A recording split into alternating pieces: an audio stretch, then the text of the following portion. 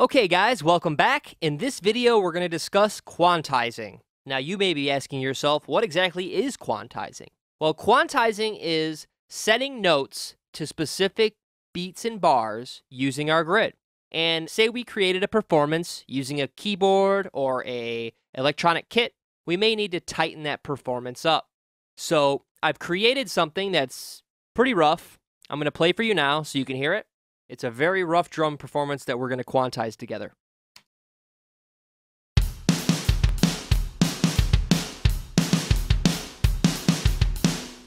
All right, that's not exactly rocking, is it? So I'm going to open up this MIDI region by double-clicking on it. And there we go. We have our MIDI notes. And there's a couple different ways we could tackle this. We could actually quantize all the notes together by selecting all the notes.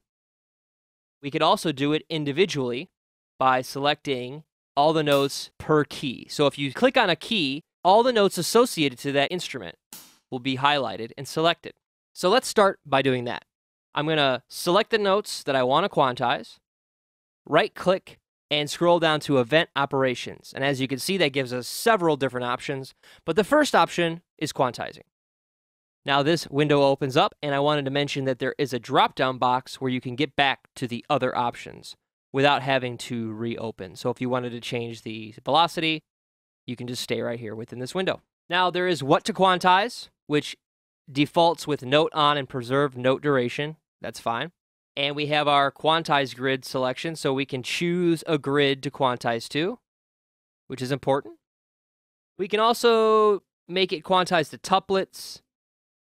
We can randomize by a percentage, so you could randomize the notes being quantized so they're not exactly on the grid, which comes in handy for things after the fact like hi-hats, but we'll get to that in a later video.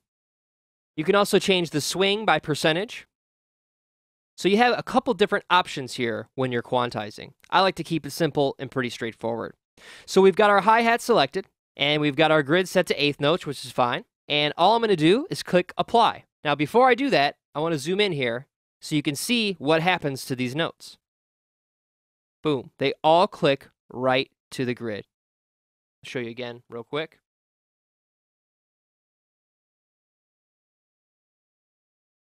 So all these notes now are perfectly in time. Let's go to the snare.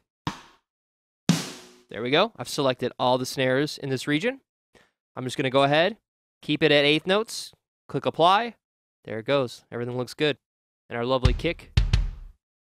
So now that we've quantized this, let's have a listen.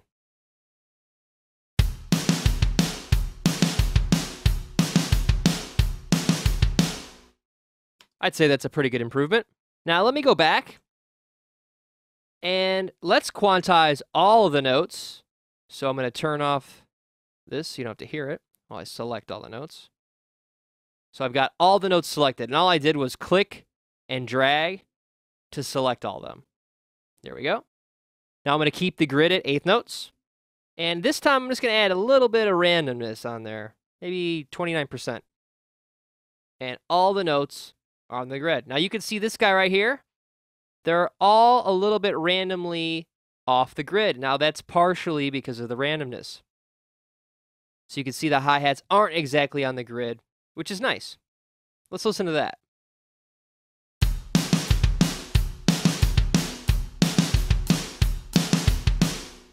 Still not as tight as I'd like to hear it. Let's try that again. Event Operations, Quantize. I'm going to turn the randomness off, and there we go. So everything is right on the grid, nice and tight.